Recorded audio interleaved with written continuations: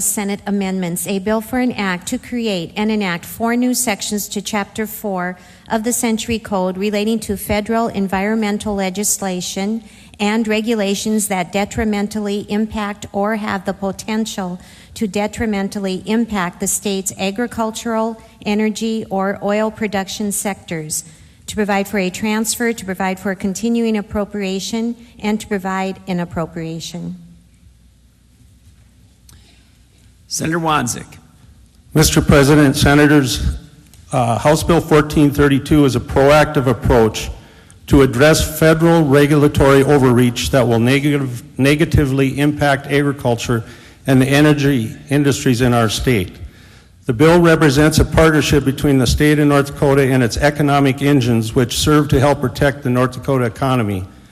Agriculture and energy are the drivers of the North Dakota economy. Negative federal regulations that negatively impact them are detrimental to every citizen of this state.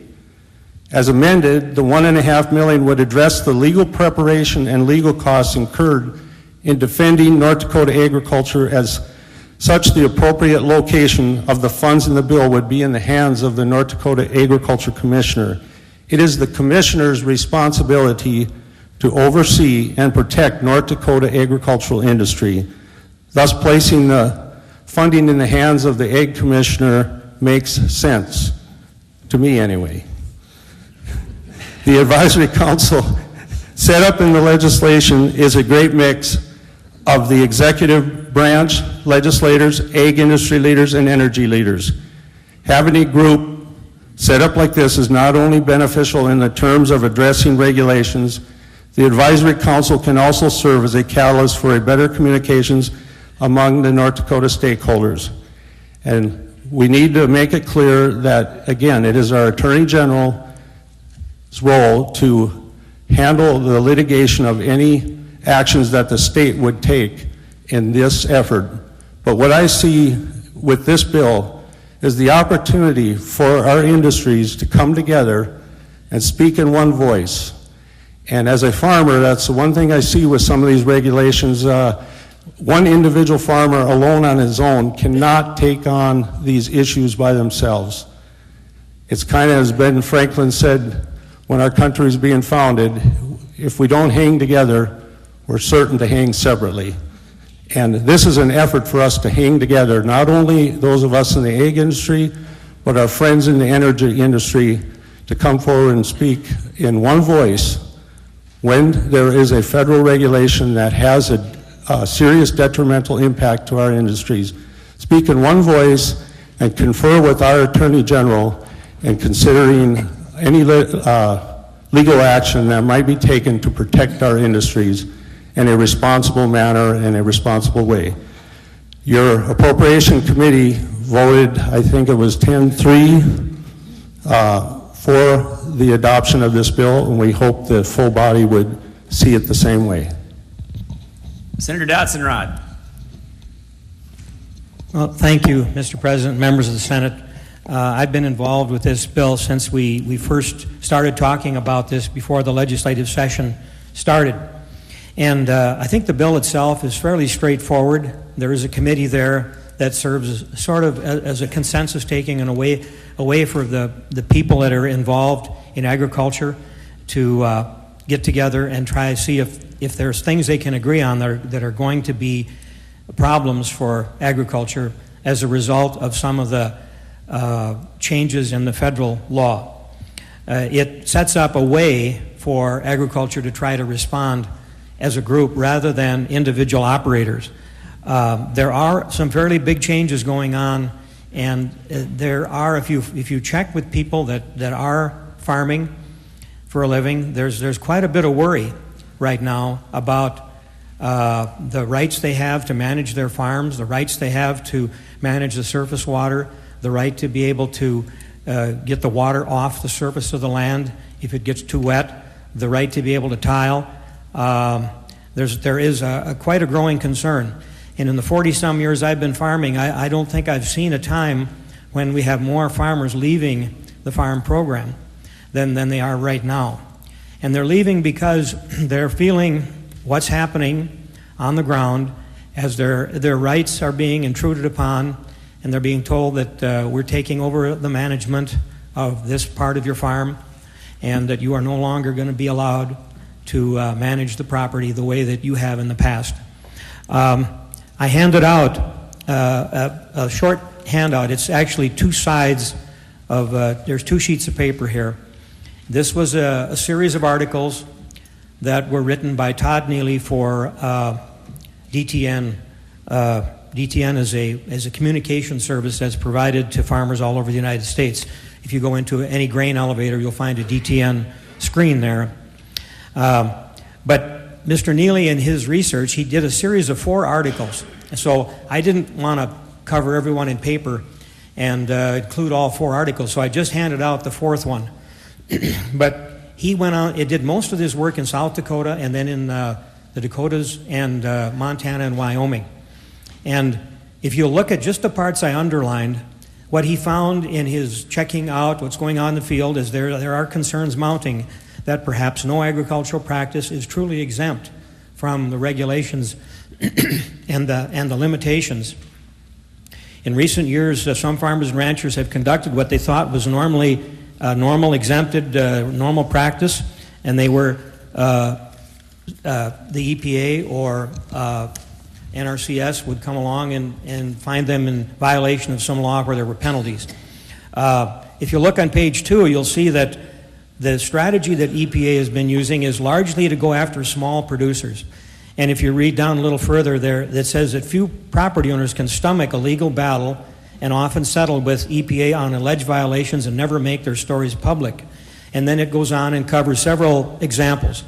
And when we got to talking about this, some of us in the agriculture community before the session started, we realized that trying for individual small farmers trying to fight a system that really has no financial limits on their ability to pursue you in court is going to create a kind of a wall of opposition that most operators, very, very few, would be able to resist. So there was a question, how would we do this? How can agriculture respond when there are large, well-funded organizations out there that can force changes that are going to be uneconomical and difficult to live with and essentially result in confiscation of property or an effective loss of property? This is not getting any better. It seems to be getting worse. So this is the bill we came up with. This bill has been through a number of amendments and changes. This, I think, is the 9th version. I think the version you have on your screen is 4009. So it's been through a number of changes because we're trying to find a way to balance the interests of agriculture with the abilities of the Attorney General to exercise his judgment about what is the proper way for him to proceed in this. So we have the bill in the amended form, and my purpose in speaking today is just to demonstrate to the Senate that the problem is a real problem, that this is not someone that's interested in bashing the federal government or criticizing and saying that the federal government is making too much a constant problem. I generally support the federal-state partnership. I think that the EPA in general has provided the population, all of us, with clean air and clean water, all things we want. But there are activists in the organizations and their administrators that have gone out and we think, many of us think, have behaved unreasonable. If you read through these cases that I've handed out, you'll find that just about every one of them that's gone to court, the small operator that has fought back has won because they are in the right. But they're dealing with a well-funded operation, and most people just can't respond in a way that allows them to get a just hearing. So for that reason, I have been involved in this bill and support the bill, and I hope others here in the Senate would also support this bill. Senator Warner. Thank you, Mr. President. I think many of you have heard that we moved back into our home in October. We've been out of it for 4 years because of flooding. When somebody drains water off their farmland, it doesn't just disappear. It goes onto some other farmer's land. And our farm is on a basin lake. Literally, the bucket stops here. And people would ask, why I don't support this legislation? Why wouldn't I want to get the water off my farm as well? Because it's 50 lineal miles from my farm through water courses to get that water to Lake Secaucus, where it would ultimately end up in the Gulf of Mexico. It probably crosses 60, 75 different landowners. And all it does is transfer the problem from my land to those other lands. The water levels on my farm right now are as high as they have been since the Ice Age. We can see where the prehistoric beaches are. Now we understand why some of the courses of water are in different places, where the soil types change into gravels. We understand the washing of waves 20,000 years ago created those situations. And it's because other people have taken the liberty of draining wetlands on their lands, and they've come onto our lands. We see very similar situations all over North Dakota in basin lakes which do not have natural outlets. That's the one issue relative to waters of the U.S. I have other objections to this bill, however, though. It gives $1.5 million, and it's what is essentially a slush fund. It's a government handout to groups which would have other means of financing litigation should they choose to, but have chosen deliberately. Because I've looked at the original version. In the original version, those other groups finance the litigation themselves, and I'm perfectly fine with that. I mean, these things need to be adjudicated. There are different balances between different stakeholders, and those things need to be worked out. I was fine with the way the original version came. But to be using taxpayer money to fund one set of stakeholders in opposition to another set of stakeholders, I think is wrong. My understanding from the way the bill is written that the Legislative Council picks up all of the travel expenses for those members who are members of the legislature, but that this fund pays for the travel expenses for all of the other members, all of the appointed members. And it's wherever they make their own decisions on where they choose to go, who they choose to hire. If they're going to go to a foreign country to see how it's done there, or a foreign state, all of that is available to them within the context of this law. And so, Mr. President, I really do not think this law is worthy of passage. Thank you. Senator Triplett.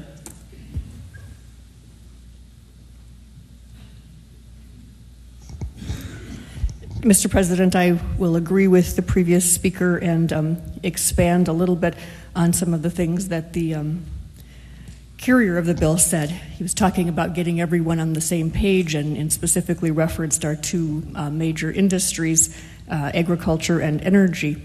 I sit on the Energy and Natural Resources Committee, and I've heard a lot of commentary over the last 3 sessions of small landowners who don't have mineral rights within the oil patch, suggesting that they are in the same position relative to the oil industry as the carrier of this bill suggested farmers are in relative to the federal government, which is to say no small North Dakota landowner without mineral interests has any possibility of prevailing in a suit against the oil companies, nor can they find an attorney to take their case in most situations. And so the notion that agriculture and energy are now going to come together around all issues relative to the federal government seems a little short-sighted to me. Of course there will be conflicts. And to follow on what the previous speaker said, the notion that we're going to pick winners and losers here. We're going to define who gets to come to the table and advise the Attorney General. The Attorney General works for all of us, the last time I noticed. The Attorney General represents the people of North Dakota, and that includes all of the people of North Dakota. That includes me, and I consider myself a conservationist and an environmentalist, and I don't object to all of the things that the EPA does. Certainly I object to some of them. I wouldn't do things the way they do them. But if we're going to do this, I want a seat at that table too. I want a seat for the conservationists in North Dakota to have a seat at the table and talk about all of the things that are being done to the waters of our state that are not being adequately dealt with within our current state administration. I'd like people to understand and notice that we apparently have a pesticide program in this state where we don't have anybody who's ever bothered to get certified in the last 13 years to adequately deal with pesticides, such that we may actually lose our state's ability to manage that over the next period of years. So, I don't think that this is in any way an appropriate use of taxpayer dollars. And I think that all of the groups that are proposed to be part of this can pool together their resources and sue the federal government whenever they want.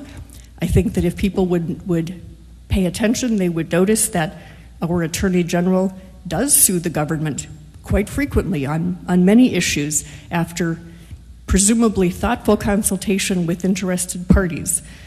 I would notice that our governor's office puts out press releases, sometimes several a day, and all legislators get them. And a fair number of those press releases are putting pretty serious pressure on various federal agencies. So, it seems to me that our state government is working already for the balanced benefit of all of its citizens, and to pick winners and losers and say who gets to sit at the table and who doesn't is incredibly poor public policy. And in addition, I just want to recall that a couple of days ago, maybe just yesterday, we passed one of our many resolutions criticizing the federal government, and I didn't stand up for a change because I'm sure you're all tired of listening to me say that they're silly and of no benefit. But one of the paragraphs in that particular resolution caught my attention because it criticized the Eighth Circuit Court of Appeals for a particular decision that went against one of our state agencies. And I was thinking to myself, you know what? Do these people understand, Mr. President, what an amazing country we live in, where a state, a subordinate part of government, can actually sue the federal government? What an awesome opportunity that is, where we, in this federal system that we have, can actually use the court system to criticize and complain about the actions of our federal government. And yet that fact that we had lost a case in the Eighth Circuit Court of Appeals was used as justification for criticizing the federal government. We would not ever want to give up that right to access the federal courts to criticize the federal government. It is a powerful right that states have, and we should always fund our state attorney general's office adequately to defend the interests of North Dakota, absolutely.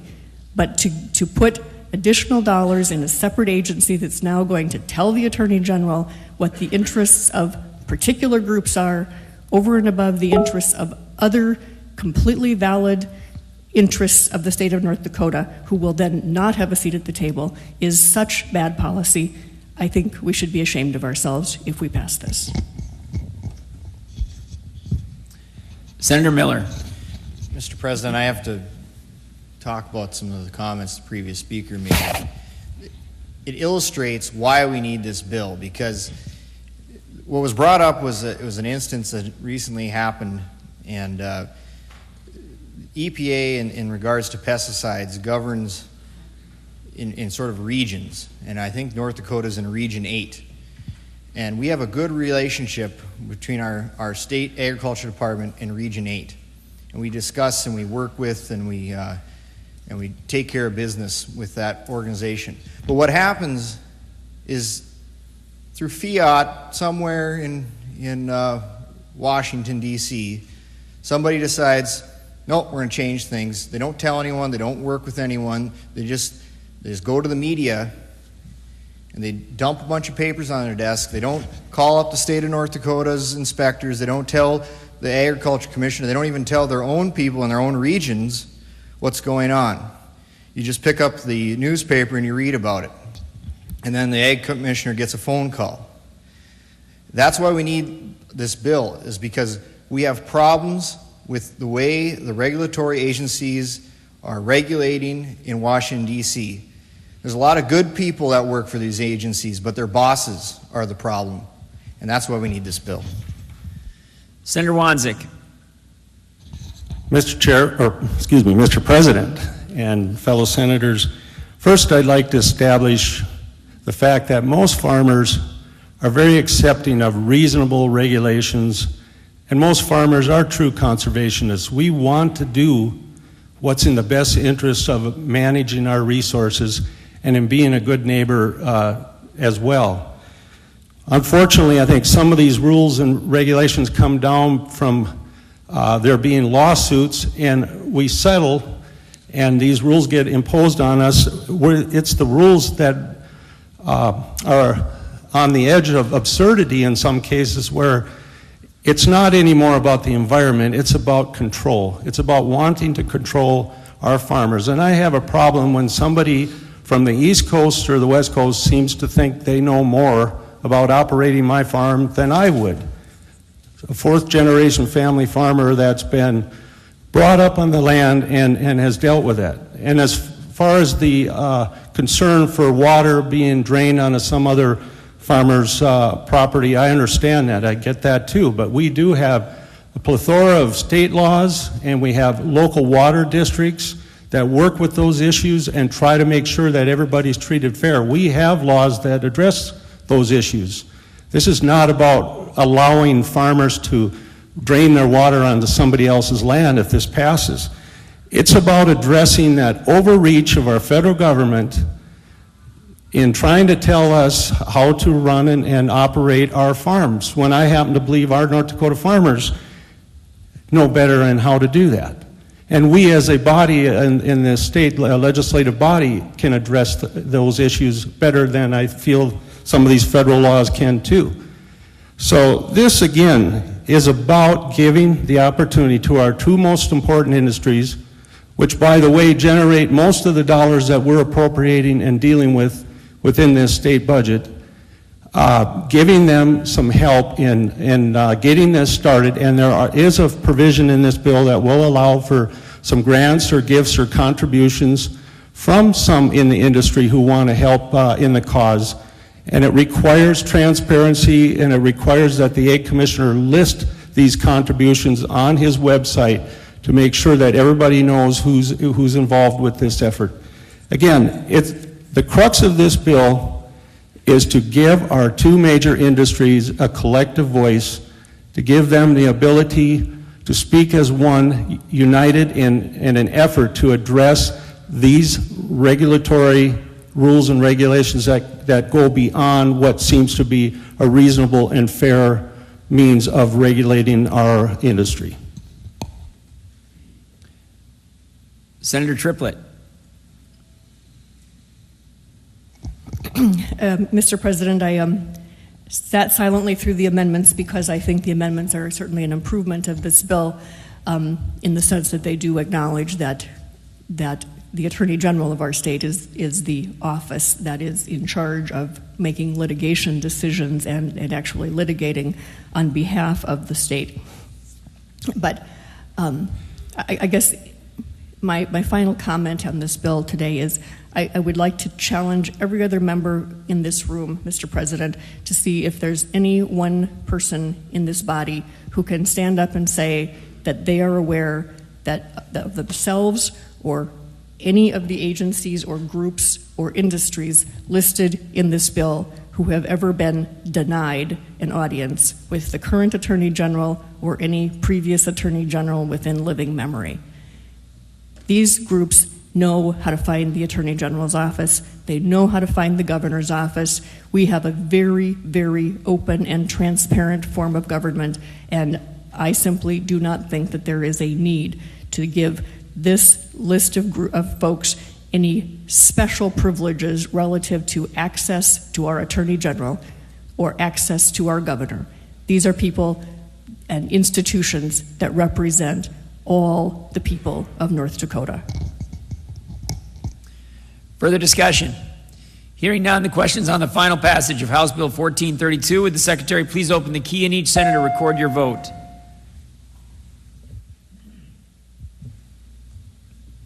All senators have voted. Any senator wishing to change their vote, Secretary will close the key. The final tally on House Bill 1432 reveals 33 senators voting yea, 14 senators voting nay. Bill is passed. Senator Klein. Mr.